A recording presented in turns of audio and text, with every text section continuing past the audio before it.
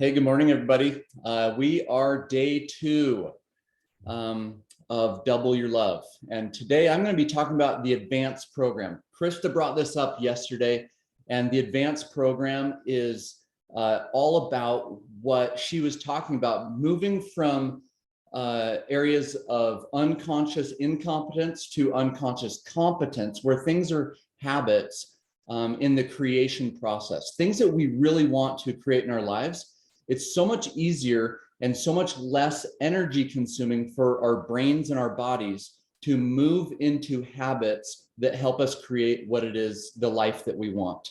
So this advanced program, it's the process of starting to learn these things for ourselves and then helping others do it.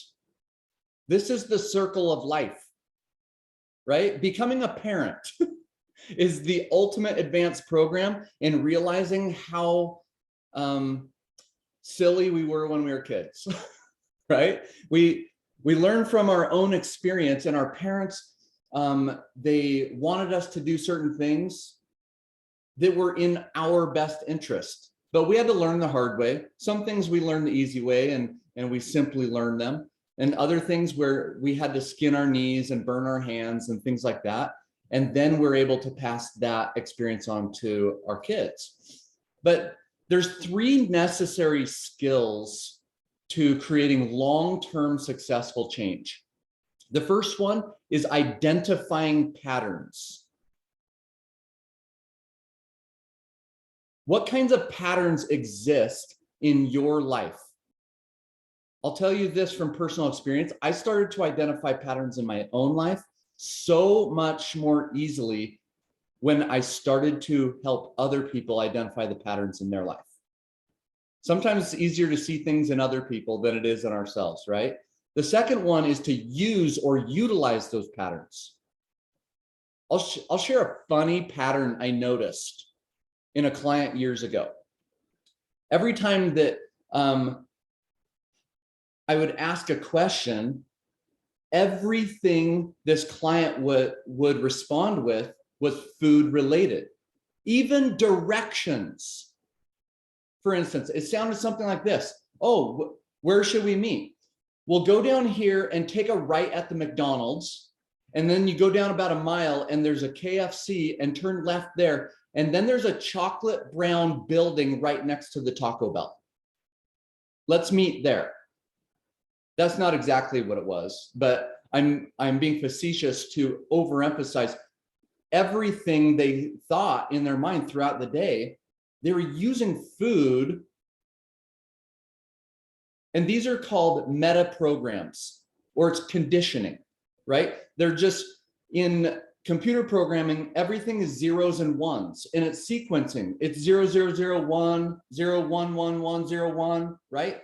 And our brains are the same way. They're otherwise called neural pathways.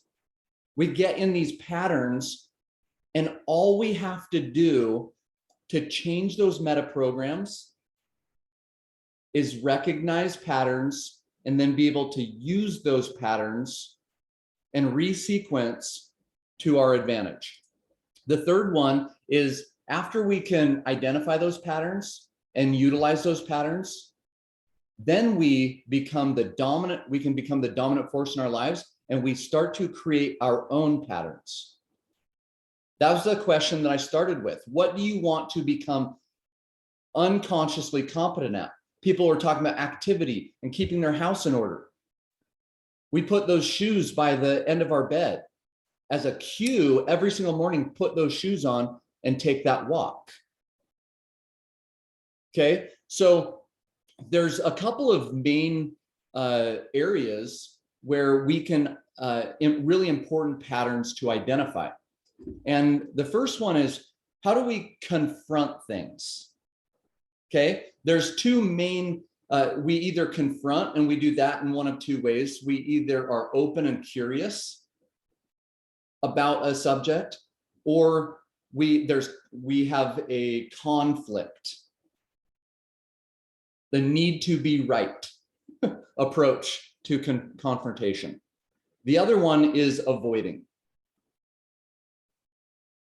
And oftentimes when we avoid things, we engage in buffering activities, whether it's eating or Netflixing or napping, overly napping when you don't actually need a nap. It's obsessively cleaning your house when your house is plenty clean already, right? It's all those things that we do to avoid what we really need to do, to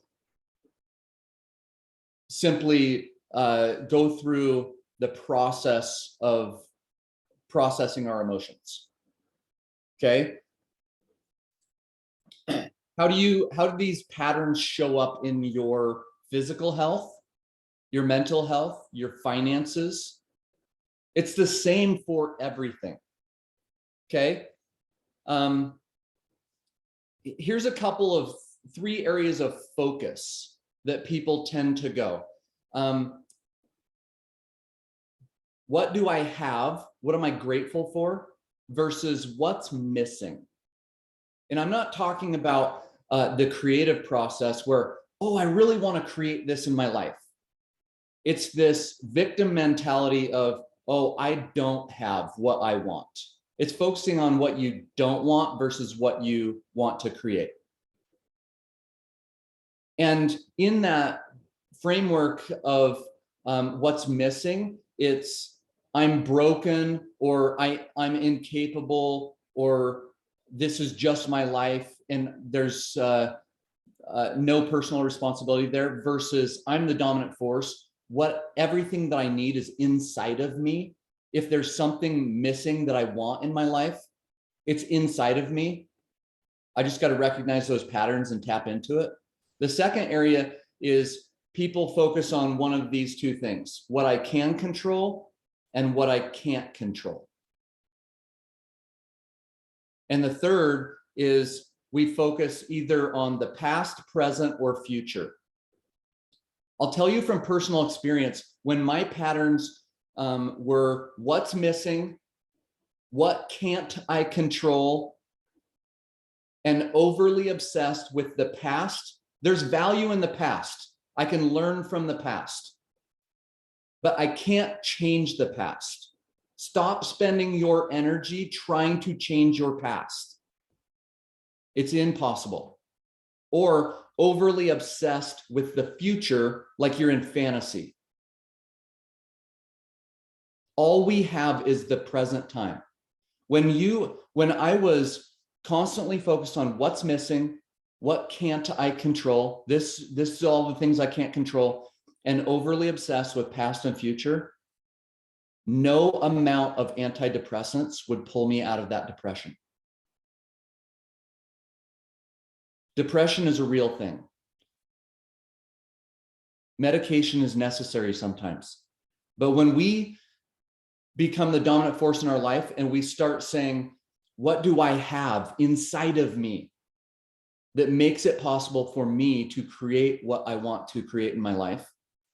These are the things that I can control. And you focus all of your energy on what you can control. And then you become obsessed about presence in your life, in the lives of your loved ones. That's when life starts to really change. So this is an example to me. People can go to work. If you don't go to work for 7 days, 14 days, 30 days in a row, eventually you're going to get fired. The same is true for your marriage or other relationships, for your finances. If you do not show up for a period of time, you're getting fired from that. Some people even get in their car and they drive to their work and they sit in their car all day long, mentally. You cannot sit in your car for your entire life and not go into your job, not go into your finances, not go into your relationships, and expect to keep that in your life. I want to give this last example. Any Matrix fans out there? Morpheus gave Neo the opportunity to take the red pill or the blue pill. He told Neo about the Matrix, and Neo said, "What's the Matrix?" And he says, "It's the world that's been pulled over your eyes to blind you from the truth." "What's the truth?" Neo asked. that you are a slave born into bondage, a prison for your mind. The conditioning, the meta programs that you have received your whole life. The red pill, he called it Wonderland. It's an exploration into how deep the rabbit hole goes, how powerful this mind of ours is. The blue pill, he said, you can take it, you can go to sleep, you will wake up and you will forget that it even happened. You will remain innocent or ignorant to what growth is possible. You get to believe whatever you want to believe. So I want to challenge you today to look at some of the things that are holding you back in your life, the things that need to be reprogrammed, and make the decision whether you're going to take the red pill and be open and curious about what you want to create, what you are capable of, what's in your power, and focus on the present time today. What can you do today, right now, to start down that path? Thank you, everybody. Have a great day.